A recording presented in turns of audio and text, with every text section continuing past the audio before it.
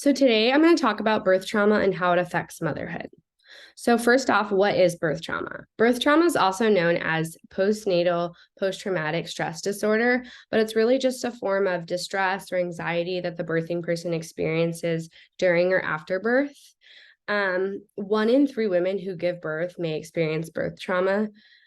So if we were to think about your mom, your grandma, and yourself, if all three of you have given birth, one of you is likely to have experienced some sort of birth trauma. Some of the major signs of birth trauma are reliving the trauma, so having those constant flashbacks of something that might have happened, feeling anxious or on edge, avoiding the memories and the feelings associated with birth, so not wanting to talk about your birth story and just completely shutting down when you think about it, and also struggling with certain beliefs, feeling like you failed, or feeling very guilty. Those are all major signs of birth trauma.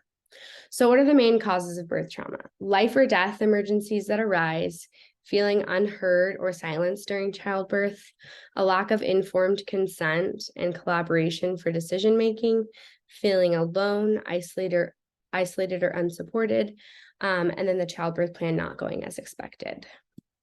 So that first category is the life or death emergencies that arise. One of the most common ones is cesareans. We have baby needing medical attention. So whether that's extra ventilation breaths and resuscitations, sometimes it's a little bit of suction. We have hemorrhages. So mom is, bleeding a little bit excessively post-birth and needs some hemorrhage medication to help stop that. And then one of the least common, but still very traumatic, would be a stillbirth or neonatal death.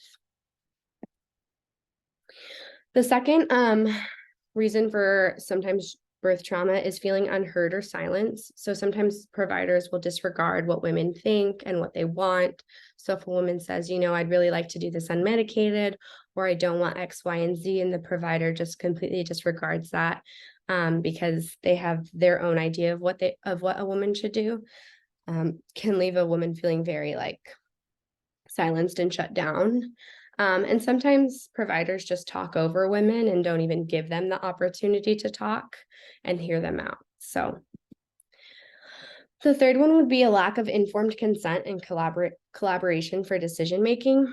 So sometimes providers do things without verbal consent of the patient. So the most common examples of these are vaginal exams, administering medications, episiotomies, taking the baby away. And when I say taking the baby away, I really just mean sometimes in our scarier situations where baby does need a little bit of extra help because they're not transitioning as well, instead of taking the opportunity to say, hey, Lauren, your baby is struggling a little bit. I'd really like the NICU team to take the baby and look at her and maybe help give her a couple of breaths. Do you mind if we cut the cord and let them do that? That's like an open line of communication, and is just really considerate of mom's feelings and making this as least traumatic as possible. And then sometimes providers just don't do any of that. They just tell you what they're gonna do, without giving you the option, which is really, really hard for people. Feeling alone or isolated or unsupported. So this usually comes from a lack of a strong support team. So not having your spouse there, your family and friends, not having a great provider, or not having a doula.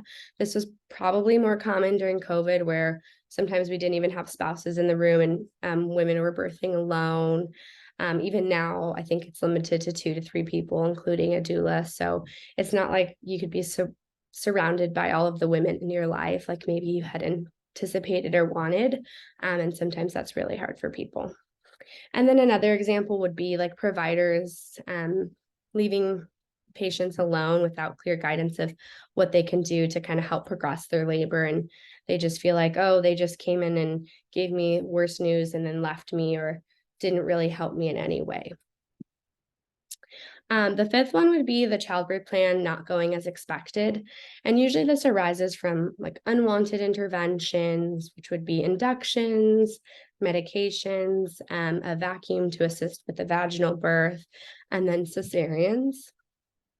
Another reason is the labor was not as long as the mom had expected, and it was just a lot more intense. And obviously most women know that they can't predict how long it's going to be or how intense it is, but sometimes it was just way more than they could have even anticipated, and that just makes it a little bit harder to cope because they're so exhausted and in so much pain that it wasn't quite what they thought.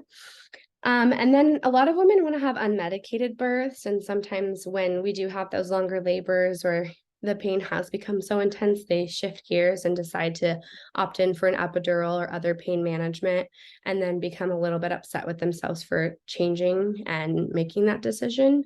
So that's another one that's really big. Some of the ways to treat birth trauma would be getting a therapist on board and just giving yourself the space to voice your traumas and really let go of them, and doing that in a safe place with someone who specializes is extremely helpful, because if we hold it in, we're not going to allow it to come out, and we can't release that. We just keep it, we just hold on to it. Having a great support team of family and friends who can just help support you not only emotionally but physically, where they can, carry the load of some other things that you don't necessarily have to carry. And that's usually like the mundane things at home that they can help you with, so that you can focus on healing from your birth trauma, as well as like taking care of your baby. Peer groups are really helpful because they give you the opportunity to listen to other women's story and bond with them and share. And sometimes that can also be hard, listening to other women's trauma. So it's something that people have to be careful with. But usually we can do this in like a way that validates you, and you're not the only one going through it. Sometimes that makes women feel better. And then lastly, we have medication. Because birth trauma can trigger anxiety and depression, medication can be a great option for someone who's really struggling and just kind of needs a little bit of extra help to get them through.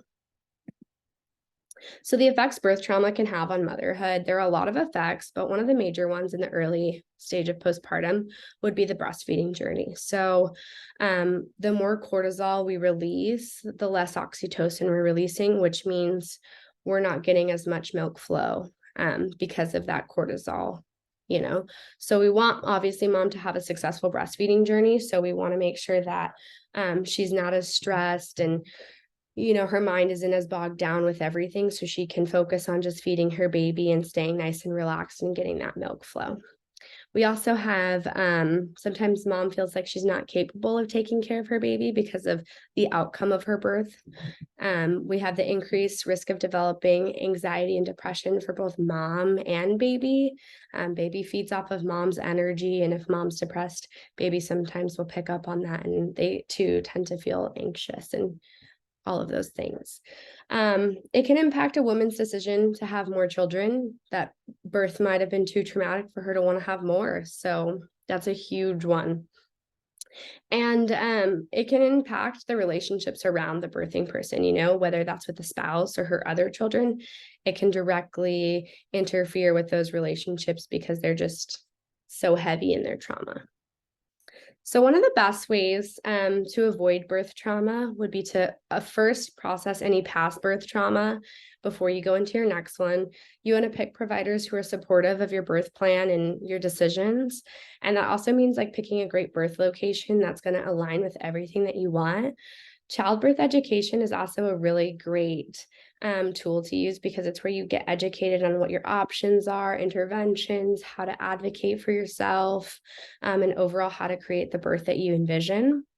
And then hiring a doula is great because they do help supplement education. They'll support you emotionally and physically, but they'll also advocate for you when those stickier situations do come up and you don't feel like you have a voice of your own. They can be that voice for you.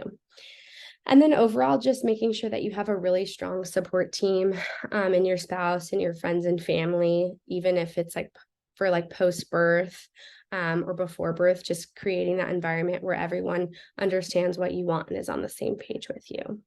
And so really just by like using these tools to help avoid birth trauma, we can help avoid more anxiety and depression in women and really just set them up for a successful journey to motherhood. So they're not passing that on to baby and, or it's coming up in this longer path of anxiety and depression that follows them throughout the rest of their life, which obviously we know anxiety and depression can cause other health issues.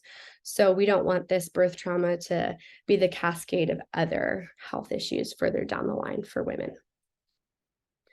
And that is my presentation. Thank you.